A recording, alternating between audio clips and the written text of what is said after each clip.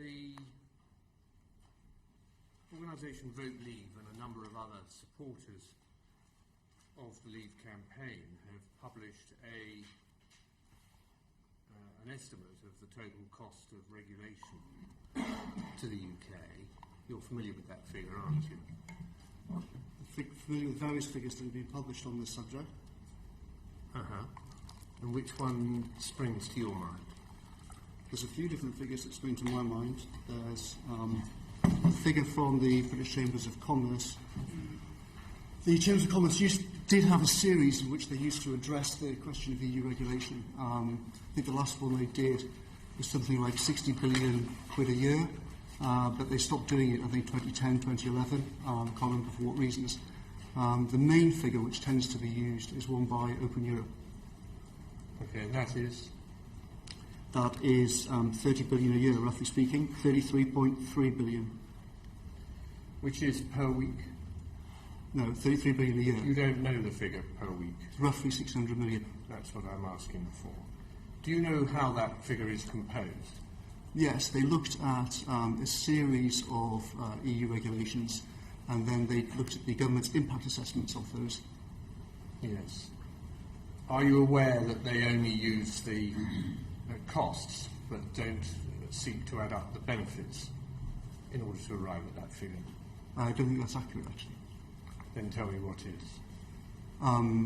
The vast majority of the costs, so their methodology was, they looked at all these things, they looked at the impact assessments, there are some benefits, but Open Europe's conclusion was that almost all the benefits didn't actually materialise, that the government claimed would happen.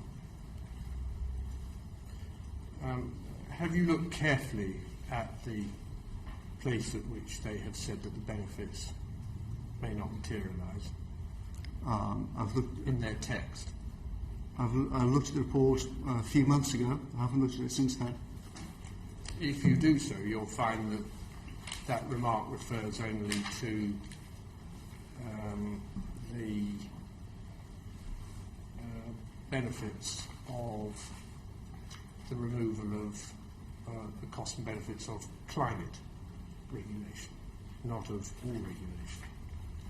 I don't think that's true, actually. If you look at their website, it's not what it says on their website. Do you want me to read what it says on the website? By all means.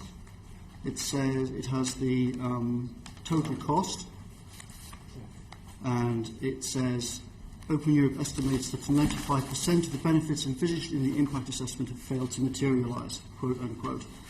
That's not referring just to energy, as you mentioned, it's referring to all of them. You'll find that that is the case, as I've described it, and in a moment I'll read it out to you if you're still doubting that. Which, if any, of these regulations, there are in fact 100 of them, are worth keeping? The main point about our campaign is not to argue about the specifics of particular regulations.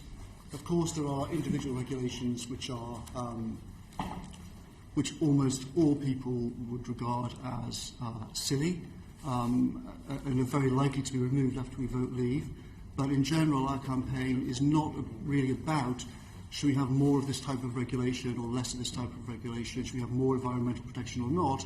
It's much more about the more fundamental principle, which is who controls this regulatory system ultimately. Is it this Parliament and our Supreme Court or not? So it's not, as a campaign, we don't have a list where we say we should definitely bin X percent of these top 100. Our point is broader. I am now looking at their document, and it is clear that this is only a reference to climate targets. But of course, it's the same mistake that Boris Johnson made when he gave evidence, and it is possible, if you don't read it carefully enough, to grasp exactly what they do say. Well, I'm reading the paragraph, and it's not what it says here.